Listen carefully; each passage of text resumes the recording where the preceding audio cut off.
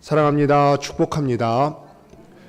오늘은 주기도문 6번째 시간입니다. 6번째 시간에 죄 그리고 용서라는 제목으로 하나님의 말씀을 증거하겠습니다. 세상에 수많은 유명한 문학 작품 속에서 죄와 벌이라고 하는 유명한 문학 작품을 아마 제목은 한 번쯤은 들어보셨을 것 같아요. 죄와 벌. 러시아의 대문호인 도스토옙스키라는 사람이 쓴 아주 유명한 책인데, 죄와 벌이라는 책의 제목이 사실은 우리가 생각하고 있는 것과 딱 맞죠. 죄를 지었으면 벌을 받아야 됩니다. 그러나 우리 기독교 믿는 사람들에서 하나님께서 우리에게 보여주시는 원리는 죄를 지었으면 벌을 받아야 되지만 그 이상의 것이 있다는 거죠. 죄 그리고 용서, 은혜가 있다는 것입니다. 운전을 하시는 분들은 아시겠지만 운전을 하다 보면 화가 날 일이 많이 있을까요? 없을까요? 많이 있습니다. 정말 많이 있습니다. 아무래도 우리 안전과 직결되어 있는 상황이다 보니까 자그마한 일에도 우리가 예민하고 화가 참 많이 나는 것 같아요. 갑작스러운 상황을 맞닥뜨리면 특별히 더 그런 것 같습니다. 옆 차선에 있는 그 차량이 약간 이상해요. 얘가 과연 여기선 안 들어오겠지 하면은 들어오죠. 영락없이 들어옵니다. 설마 깜빡이도 안 켰는데 룰도 안 지키고 법도를 안 지키고 얘가 들어올까 하면은 들어옵니다. 그럴 때 우리는 어떻게 반응합니까? 괜찮아, 그럴 수도 있지라고 반응하십니까? 어떠세요? 솔직한 우리의 마음이 어떠십니까?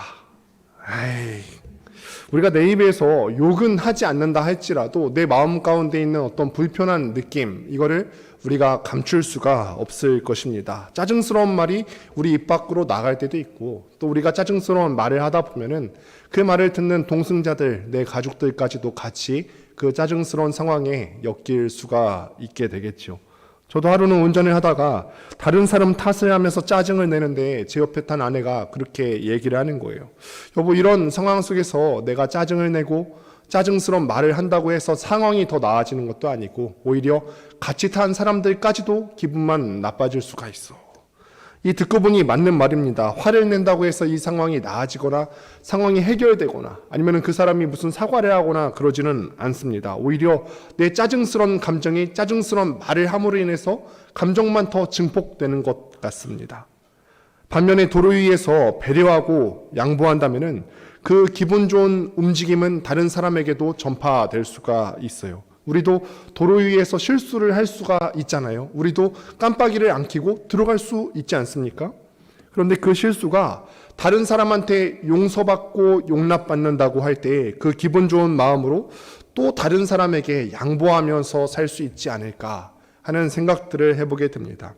서두에 제가 운전 이야기를 꺼내면서 저는 용서받고 용서하는 삶에 대해서 같이 이야기를 해보려고 합니다.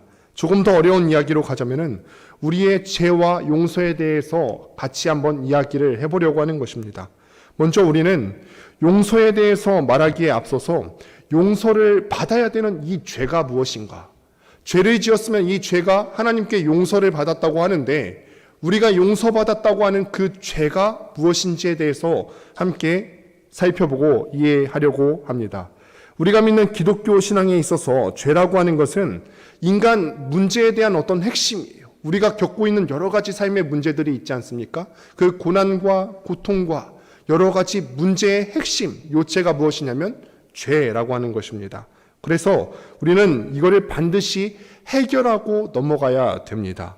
죄가 무엇인지에 대해서 우리가 한번 살펴보기를 원합니다. 다른 종교에 대해서 말하는 것은 굉장히 조심스러운 일이기는 합니다만, 그래서 우리가 이해를 돕기 위해서 몇 가지 정도를 한번 살펴보려고 합니다. 가령 불교의 예를 한번 들어볼게요. 불교는 우리가 겪는 그 모든 문제의 핵심이 무엇이냐면 집착에서 보고 있어요. 집착. 불교 교리의 핵심이라고 할 수 있는 게 뭐냐면은 사성제라고 하는 것을 이야기하고 있는데, 인간의 마음속에 있는 욕심하고 무지가 있지 않습니까? 사람의 마음 가운데는 욕심이 있어요. 어떤 것들에 대해서 끊임없이 집착하고 욕망을 갖는 것, 이런 것들이 있는데 이 욕심이 집착을 불러일으키게 되고 이것이 인간의 모든 문제를 불러일으키게 된다, 이렇게 이야기를 합니다. 따라서 불교는 이 집착의 굴레로부터 벗어나는 것, 이거를 조금 유식한 말로 하면 해탈이라고 해요. 이걸 해탈을 최고의 경지로 여기게 됩니다. 이거를 구원이라고 봅니다.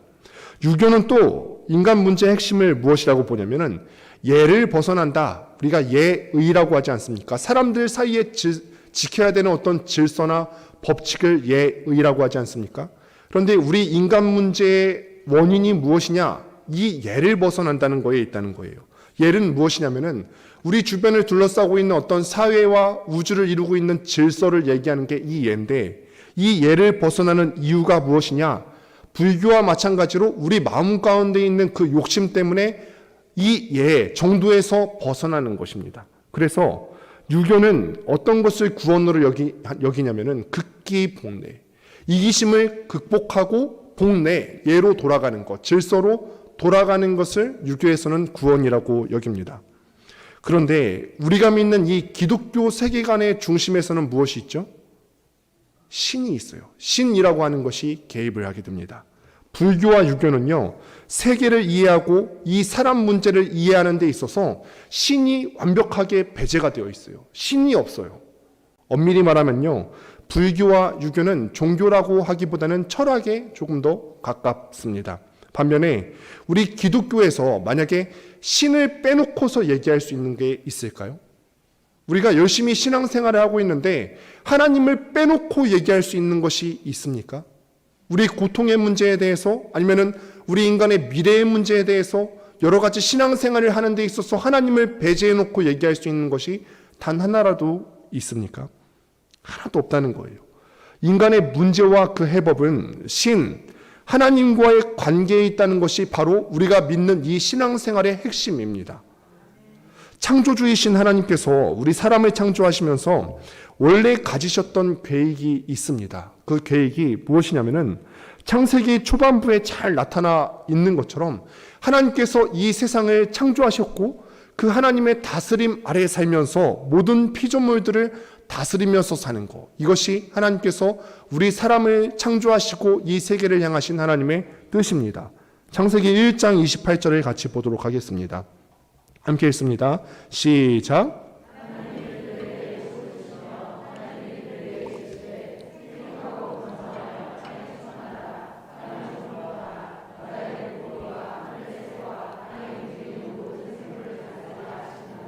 사람이 어떻게 창조되었냐면은 인간은 위로 하나님과 사귀면서 살아가고 아래로는 이 만물을 다스리면서 관리하는 존재로 하나님께서 우리를 창조하셨습니다.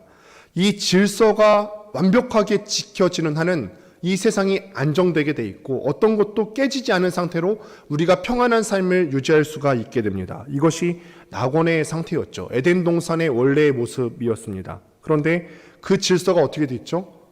질서가 무너지고 깨지게 되었어요. 위로 하나님과 사귐이 있었는데 죄가 들어옴으로 인해서 그 하나님과 사귐이 단절되게 되었고 우리 사회에서는 죽음이라는 것이 들어오게 되었고 고통이 들어왔습니다.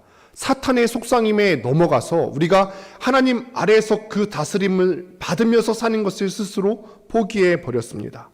인간은 하나님을 무시하고 스스로 자기의 삶을 주관하려는 신의 자리에 올라가려고 했습니다. 이렇게 원래의 질서가 무너지니까 고난과 재앙이 우리 삶 가운데 들어오게 된 거예요. 원래 질서대로 하나님의 다스림 아래 살아가면은 아무 문제 없이 평안하게 살면 될 것을 우리가 죄를 지으니까 고통이 생겨나게 되고 인간의 모든 문제가 생겨나게 되었다는 것입니다. 이러한 상태를 우리는 무엇이라고 부를까요? 죄라고 부르는 거예요. 죄. 이러한 상태를 우리는 죄라고 부릅니다. 보통 우리가 단수 죄라고 얘기를 하게 된다면은 이거는 원죄를 얘기하는 것입니다. 우리가 죄라고 얘기하는 것은 원죄를 가리키는 말인데 만약에 이거를 복수 형태로 죄들이라고 한다면은 이거는 무엇을 가리키는 말일까요?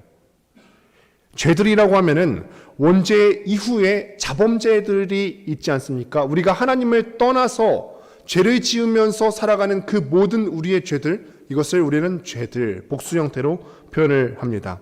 인간이 하나님에게 등을 돌리고 스스로 하나님의 자리에 올라가서 내가 하나님처럼 살아가는 거예요. 원래 우리는 하나님이 우리의 주인 되셔서 그 명령에 복종하면서 살아가야 되는데 더 이상 우리는 누구의 다스림을 받을 필요가 없이 내가 내 마음대로 살겠다. 하나님의 자리에서 올라가면서 살아가는 수많은 자범죄들을 우리는 범하면서 살아가고 있습니다. 그렇게 우리는 죄라는 문제와 뗄래야 뗄 수 없는 관계를 맺으면서 살아가고 있습니다. 우리는 이 죄의 문제를 반드시 해결받고 용서받아야 돼요. 그런 차원에서 우리의 필요를 누구보다 잘 알고 계시는 주님께서는 우리에게 기도를 가르쳐 주시면서 이 기도의 내용 가운데 반드시 죄의 용서를 간구하라고 우리에게 가르쳐 주시고 계시는 것입니다. 우리가 지난 시간에 지지난 시간인데요, 사실 지지난 시간에 우리가 어떤 내용에 대해서 살펴보셨는지 기억이 나십니까? 잘 모르죠. 어제도 가물가물한데 14일이나 지났는데요, 그렇죠? 지난 시간에 일용할 양식을 주시옵고 라고 우리가 같이 배웠어요. 일용할 양식을 주시옵고. 그리고 이어서 오늘 본문에 나오는 용서를 구하는 내용과 연결이 되는데 이 구절 사이를 영어 성경으로 보게 된다면 이렇게 표현이 됩니다. And forgive us our debts 라고 표현이 됩니다.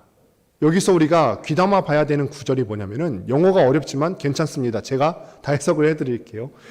And 이거는 아시죠? 그리고라는 말이에요. 원래 한글 성경으로 보시게 되면은 일용할 양식을 주시고 우리에게 죄 지은 자를 용서하여 준 것과 같이 우리 죄를 용서해 주세요. 그리고라는 말이 사실은 한글 성경에서는 빠져 있어요. 그런데 영어 성경으로 보자면은 and라는 말이 포함이 돼 있죠.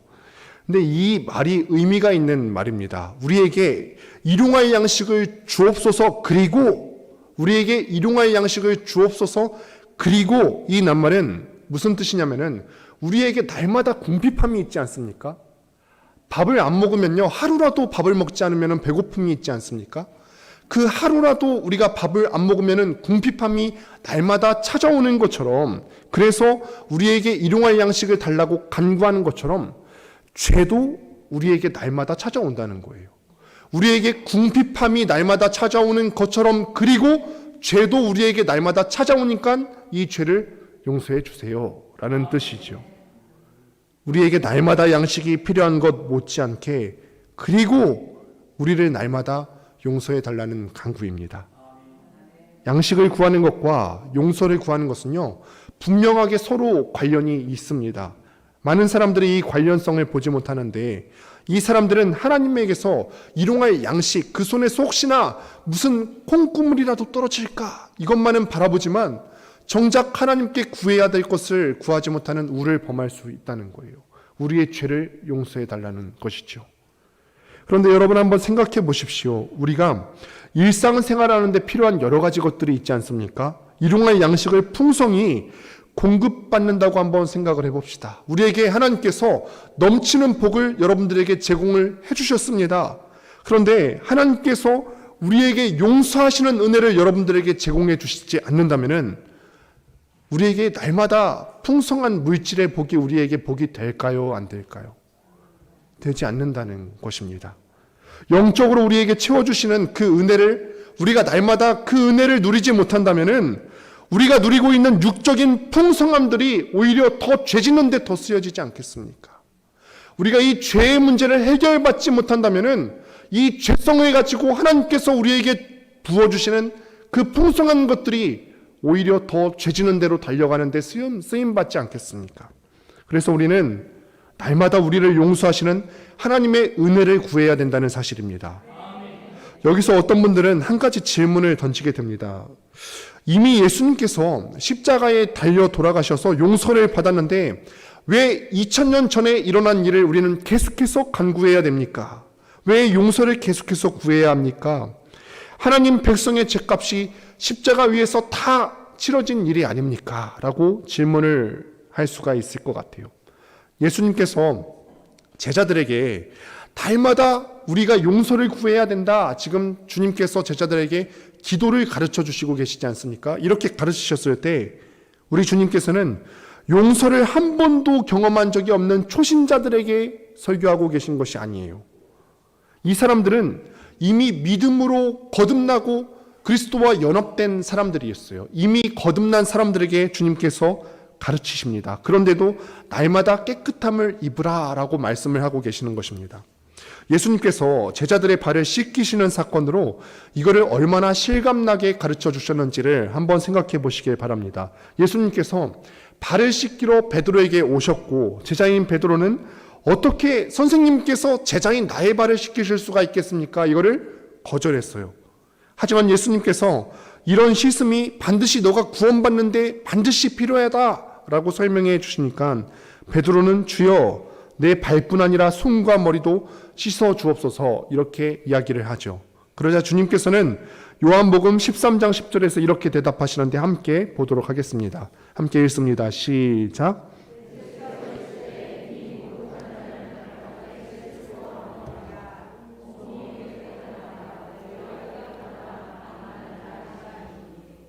이거를 우리가 이미 많이 들어보셨을 것 같아요. 이미 목욕한 사람은 다시 씻을 필요가 없죠. 발만 씻으면 됩니다. 그러니까 우리가 예수님을 믿었을 때 겪는 여러 가지 과정이 있는데 일단 전 인격이 완전하게 한번 깨끗이 씻음 받는 게 있어요. 이것을 우리는 칭의라고 읽었습니다. 칭의. 원래는 우리가 의로운 존재입니까? 아닙니까? 아니에요. 그런데 칭의.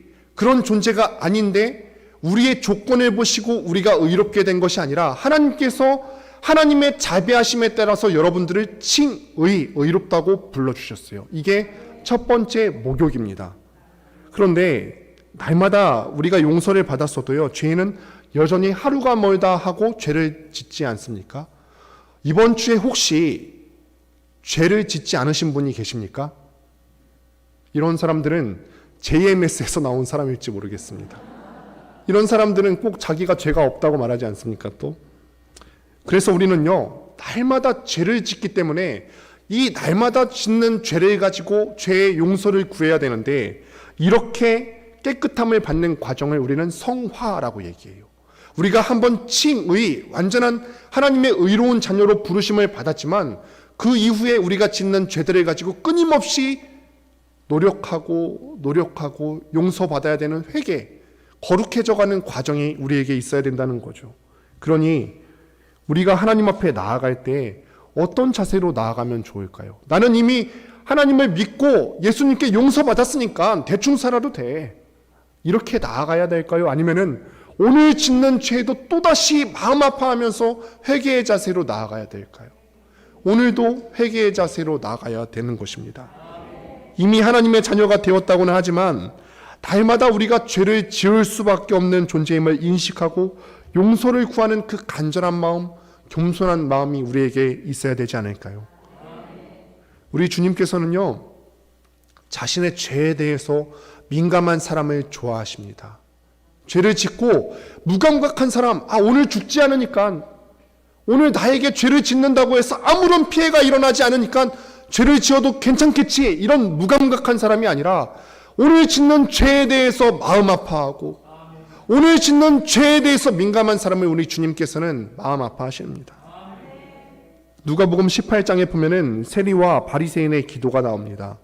바리새인은 혼자서 이렇게 기도합니다. 하나님, 저는 다른 사람과 달라요. 저는 어떤 강탈한 사람과도 다르고요. 저는 어떤 마음속으로 미워하는 사람과도 저는 다르고 저 따위의 인간들과는 나는 다릅니다. 그뿐만 아니라 저기 저 기도하는 사람 있죠. 저 세리와도 나는 다릅니다.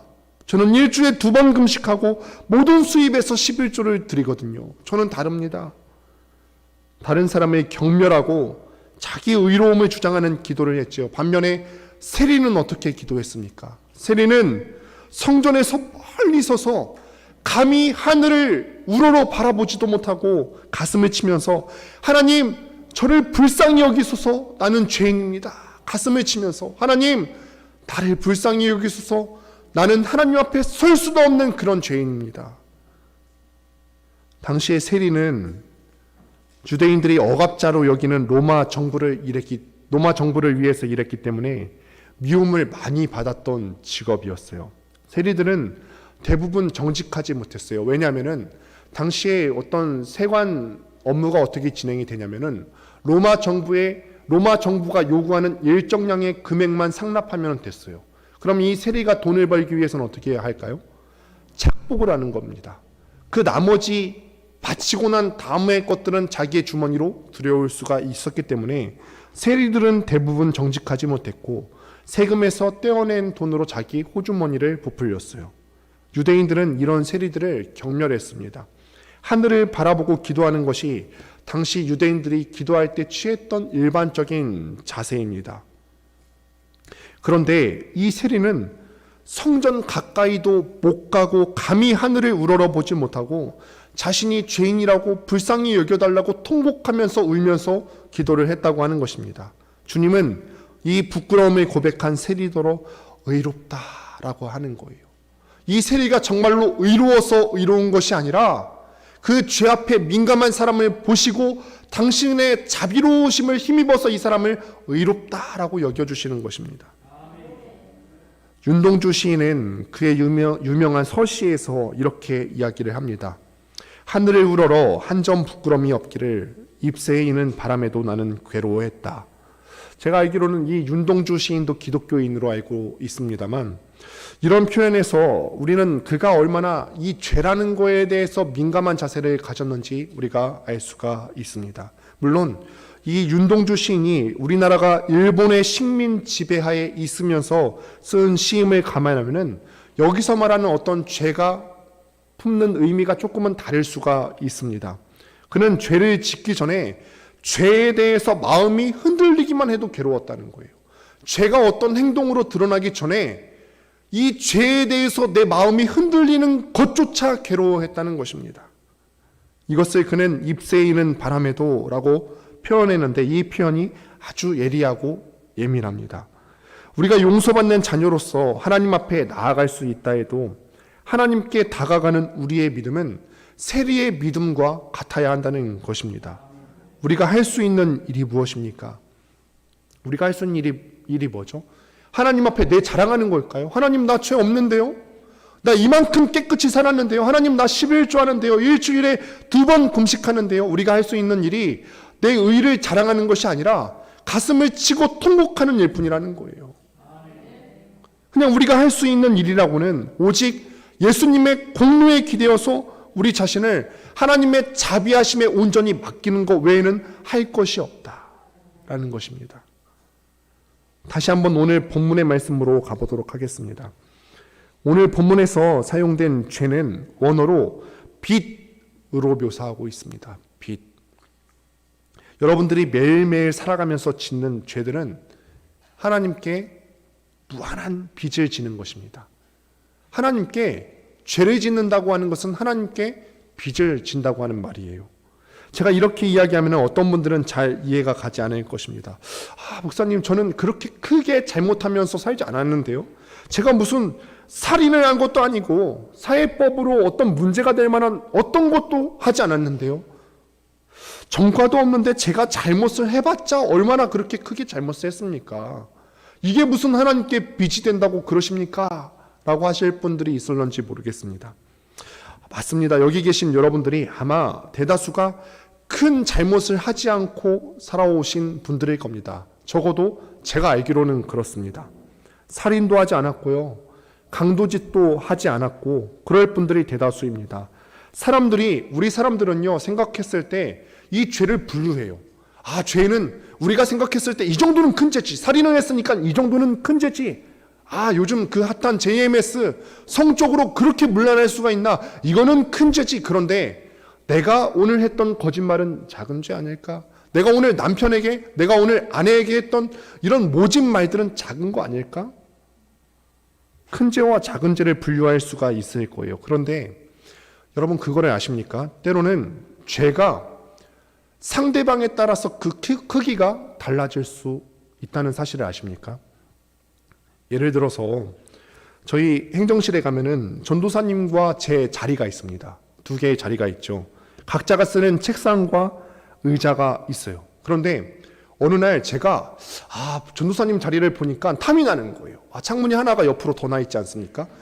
하루는 탐이 나서 오늘은 뷰가 좋으니까 여기에 앉아볼까 하고 슬쩍 앉았는데 전도사님이 그거를 보신 거예요.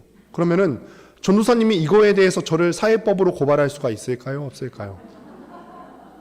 마음으로는 그러실 수 있을지 모르겠어요. 그렇게 깨끗해 보이지도 않는 양반이 왜 내 자리에 앉았을까? 그런데 이게 무슨 법정에 고발할 만큼 큰 죄는 아닙니다. 맞죠? 그런데 여러분, 똑같은 자리를 앉는 것을 갖고 배경을 바꿔보는 것입니다. 저는 사극을 참 좋아합니다. 사람이 한복만 입고 나오면은 그 드라마가 너무 좋아요. 금방 사랑에 빠져요. 근데 한 신하가 궁전에 있다가 가만히 보니까 왕의 자리가 높이 있기도 하고 앉을만 해 보이기도 하니까 저 자리를 탐내는 거예요. 그래서 틈을 보고 있다가 아무도 없는 줄 알고 그 왕의 의자에 앉았는데 그거를 누가 봤다고 한번 해볼까요? 그러면 이 신하는 어떻게 되겠습니까? 영모다 하면서 죽임을 당하지 않겠습니까? 왕에 대한 반역이다. 사약을 받아라. 아마 이 반역죄로 처단을 받을 수 있을 것입니다. 똑같은 행동이죠. 그냥 똑같은 행동입니다. 남의 의자에 앉았을 뿐인데, 그런데 다른 점은 뭐냐면은 후자의 경우에는 내가 의자를 뺏은 그 대상이 왕이라는 거예요. 똑같은 행동인데도 상대방에 따라서 이 행동의 죄의 크기가 달라질 수 있다는 것입니다. 그러니 여러분, 우리가 하나님 앞에서 죄를 짓는다고 하는 의미가 어떤 건지 아시겠습니까? 우리가 하나님 앞에 죄를 짓는 것이 얼마나 큰 일인 줄 아시겠습니까? 아무리 우리가 지은 죄가 작은 죄라도 상대방이 어떤 분이세요? 하나님께서는 완전 무결하시고 완전하게 하얗신 분이시고 완전하게 깨끗하신 분이신데 그 하얀 도화지 위에 작은 것 하나라도 묻으면은 그거는 엄청나게 큰 실수가 된다는 것입니다. 아무리 작은 죄라도 하나님 앞에서는 이것이 갚을 수 없을 만큼 무한한 빚이 된다는 것이에요. 예수님께서 죄를 빚으로 말씀하실 때 이거는 물어볼 것도 없이 죄가 처벌받아야 된다는 것을 뜻하시는 말입니다. 죄는 우리에게 빚이고 그 빚을 지은 사람은 처벌을 받아야 된다라고 말씀하셨어요. 성경 전체에서 죄에는 하나님의 진노가 임한다고 하는데 대표적으로 로마서 1장 18절 말씀을 같이 한번 보도록 하겠습니다. 함께 보겠습니다. 시작.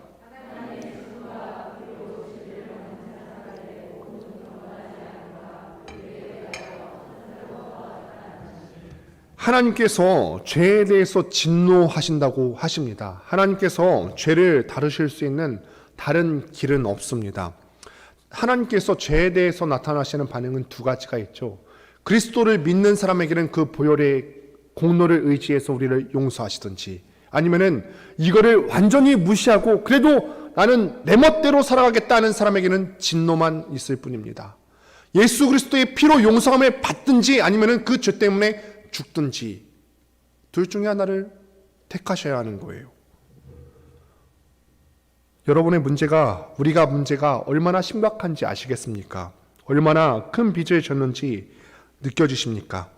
우리 주님께서 마태복음 18장을 보시게 되면은 임금 앞에서 1만 달란트를 빚진 종의 모습과 같다고 말씀을 하시는데, 제가 이거를 당시 하루 받던 임금을 계산해서 생각을 해봤더니 1만 달란트는 당시 하루 품삯을 1데나리온을 받게 되는데, 이거를 몇 년 동안 일하면 갚을 수 있을 만한 돈이라 생각하세요? 이게 대략 몇 년 정도 일하면 1만 달란트를 갚을 수 있을까요? 한번 예상해 보시는 거예요. 한 10년 정도 일하면 갚을 수 있을까요? 10년? 이게 어느 정도냐면은 16만 년입니다. 16만 년. 16년이 아니에요. 우리는 16년 일해서 한 푼도 쓰지 않고 16년 일해서 갚는다고 해도 이게 양이 많은 양이잖아요. 그런데 16만 년 동안 단 한 푼도 쓰지 않고 일해서 모은 돈을 갚아야 되는 돈의 양이 1만 달란트예요. 그런데 이 말이 무슨 말이냐면은 1만 달란트는 수치적으로 정확히 1만 달란트를 얘기하는 게 아니라 그만큼 갚을 길이 없다는 뜻이에요. 사람이 16만 년을 살 수는 없지 않습니까? 계산할 필요가 없습니다. 갚을 수 없는 빚을 졌다는 것입니다. 그러면은 우리는 마음 가운데 질문이 들죠. 갚을 수가 없는데 그러면 우리는 뭘 할 수 있죠? 여러분이 친구에게 빚을 줬는데 그 빚을 갚을 능력이 없다고 생각을 해보시는 겁니다. 여러분은 이 빚 때문에 걱정되기 시작해요. 어떡하지? 다른 사람에게 가서 의견을 물어볼지도 몰라요. 내가 이 사람에게 가서 어느 정도 빚을 줬는데 어떻게 하면 좋을까? 그럼 옆에 있는 지인들은 혹 이렇게 말할 수도 있어요. 야, 네가 빚진 그 사람은 정말 너그러운 사람일 거야. 시간을 좀 더 주겠지. 아마 이자도 조금은 줄여지지 않을까. 이렇게 말할 수도 있어요. 이 얘기로 우리들은 한숨을 돌리고 또 희망을 가질 수도 있습니다. 그런데 여러분, 여기서 중요한 사실을 한 가지 간과했어요. 우리의 빚에 대해서 무엇이든 결정할 권한이 있는 사람이 누굽니까? 빚을 제공해 준 사람이죠. 하나님뿐이라는 사실입니다. 예수님께서는요, 바로 우리가 하나님과 이런 관계에 있다는 사실을 가르치려 하셨어요. 예수님께서 죄를 빚과 거듭해서 비교하신 이유가 바로 여기 있습니다. 죄 때문에 우리는 하나님께 빚이 있어요. 채무가 있고, 이 빚에 대한 권한은 누구에게 있습니까? 하나님께만 있다는 거예요. 우리가 죄를 지었는데 우리가 무엇인가 해서 이 죄를 갚을 수도 없고, 이 빚에 대한 모든 권한은 하나님께만 있다는 사실입니다. 하나님께서만 죄를 처벌하실 수가 있으세요. 다른 사람이 여기에 대해서 뭐라고 한들 중요하지 않아요. 너가 지은 죄, 내가 옆에서 보니까 별로 중요하지 않은데 회개하지 않아도 될 것 같아. 이건 별로 안 중요해요. 정작 중요한 거는 하나님께서 우리를 어떻게 바라보시는가. 그런데 복음의 놀라운 소식이 뭐냐면은, 하나님께서 여러분들의 무시무시한 빚, 따질 수도 없는 그 엄청난 빚을 탕감해 주실 수 있다는 것입니다. 하나님의 말씀은 하나님께서 여러분들을 용서하신다고 선언하세요. 이거에 대해서 끝까지 받아내겠다, 악착같이 받아내겠다, 이렇게 말씀하시는 것이 아니라 내가 너를 용서하겠다. 어떻게 용서를 받을 수 있죠? 우리가 빚을 지었을 때, 죄를 지었을 때 어떻게든 내 의로움을 드러내 보려고 했을 때가 아니라, 우리가 죄를 지었을 때 은혜의 보좌 앞으로 도망가고 여러분의 죄를 자백하고 하나님의 자비를 간청하면 그 엄청나게 큰 빚이 탕감받을 수가 있다는 것입니다. 그러니 우리가 죄에 대해서 가볍게 생각하지 마시고 매일매일 하나님의 용서하시는 은혜의 보좌를 찾으셔야 되는 줄로 믿습니다. 어거스틴은 우리를 위한 이 두 번째의 간구를 끔찍하다라고 했어요. 끔찍한 기도라고 불렀습니다. 그 이유는 이 기도가 그냥 우리의 죄를 용서해 주옵소서 하면은 조금 더 간단했을 거예요. 여기서 끝나지 않고 우리도 우리에게 죄 지은 자를 용서했습니다 라는 말이 덧붙여졌기 때문에 이것을 끔찍한 기도라고 불렀어요. 그냥 우리 죄를 용서해 주세요 라는 데에서 끝났다면은 나 개인의 죄가 용서받는 것으로 우리가 만족할 수 있었습니다. 그렇게 회개하고 용서받는 일도 쉬운 일이 아닌데, 하나님께 받은 용서를 다른 사람들에게 행해야 되는 부담감이 우리에게 주어졌기 때문에 이거를 끔찍한 기도라고 어거스틴이 불렀습니다. 우리말의 주기도문 번역은 이 부분에서 오해의 소지가 있는데 이렇게 얘기하죠. 우리가 우리에게 죄 지은 자를 사하여 준 것 같이 우리 죄를 사하여 주시옵고 라고 하면은 마치 우리가 다른 사람을 용서해 주는 것이 내 죄사함을 받는 조건인 양 생각하기가 쉽죠. 아, 내가 다른 사람을 용서해 주면은 이걸로 내 행위가 의롭게 인정받을 수 있겠구나, 이렇게 생각할 수가 쉽습니다. 제가 저한테 죄를 지은 사람을 용서했으니까 하나님도 저의 죄를 용서해 주세요, 이렇게 생각하기 쉽다는 것입니다. 하지만 이거는 큰 오해예요. 우리가 이 세상을 살아가면서 아무리 많은 착한 일, 아무리 많은 다른 사람을 용서해 주는 착한 일을 한다고 할지라도 하나님의 용서를 살 수는 없습니다.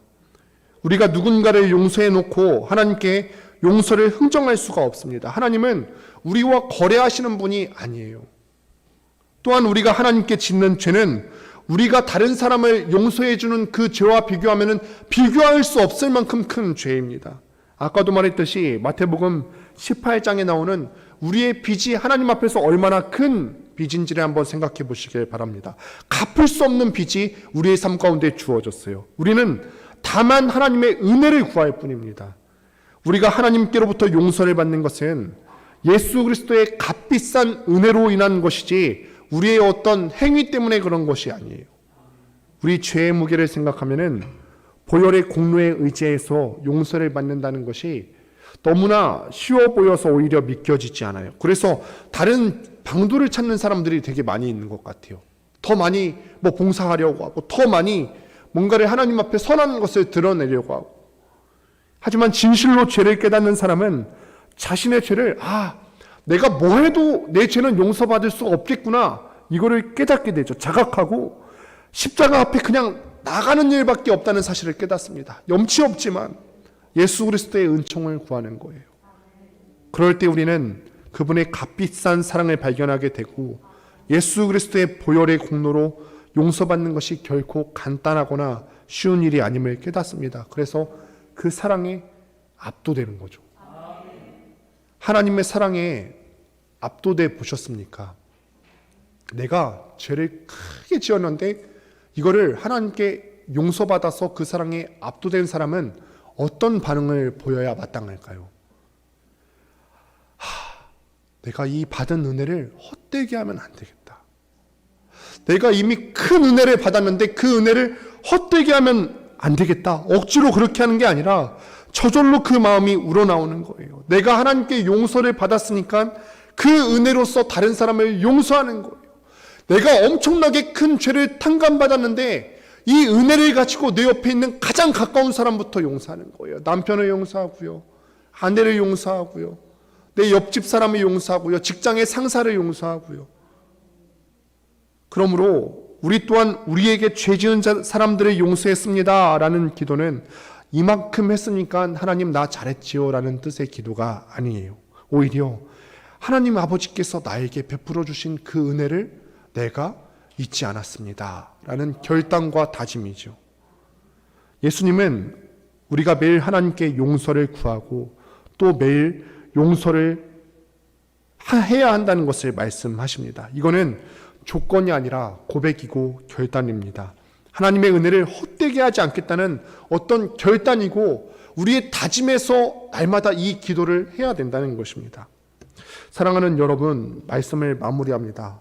오늘 시간에 여러분들이 두 가지를 꼭 기억하셨으면 좋겠습니다. 먼저 우리가 하나님께 받은 은혜가 얼마나 큰 은혜인지를 기억하셨으면 좋겠어요. 우리가 지은 죄에 대해서 무감각하시면 안 됩니다. 오늘 죄를 지어서 나에게 아무런 일이 발생하지 않는다고 해서 내가 짓는 죄가 아무렇지 않구나, 내가 지은 죄가 정말 작은 거였나 보다 이렇게 착각하시면 안 됩니다. 여러분들이 매일 짓고 있는 죄는 원래 우리의 생명으로 갚아야 되는 엄청난 죄였어요. 그런데 내 생명값으로 갚아야 하는 빚을 예수님의 생명으로 대신 지불했습니다. 우리는 구원더러 공짜로 받았다고 하지 않습니까? 그런데 사실 공짜가 아니에요. 우리 생명으로 값을 지불하지 않았을 뿐이지 우리가 용서받기 위해서 그 값을 예수님의 생명으로 값을 지불했는데 어떻게 우리가 구원을 공짜로 받았다고 할 수 있습니까? 아주 비싼 용서예요. 두 번째로는 그 용서와 은혜를 경험한 사람은 그 사랑의 흐름을 다른 사람에게 흘려보내야 한다는 것입니다. 내가 하나님께 받은 그 사랑과 그 은혜의 감격을 또한 다른 사람을 용서함으로써 흘려보내야 된다는 것입니다. 아마 가장 가까운 사람이 가장 먼저 해당이 될 거예요. 가장 가까이 있는 사람이 아마 가장 마찰이 있는 사람일 거거든요. 그러니 이렇게 용서받고 용서하는 사랑의 삶을 살게 되시기를 주님의 이름으로 축원드립니다.